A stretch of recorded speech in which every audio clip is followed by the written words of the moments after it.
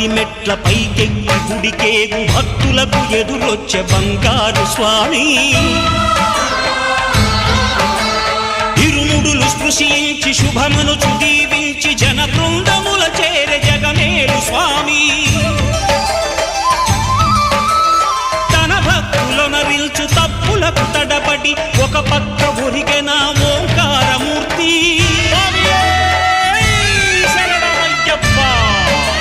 స్వాములందరూ తనకు సాయము కాగా ధీమంతుడై లేచె ఆ కన్య స్వామి పట్టబంధము వీడి భక్తతతికై పరుగు పరుగున వచ్చె భూమిపైకి నరుడై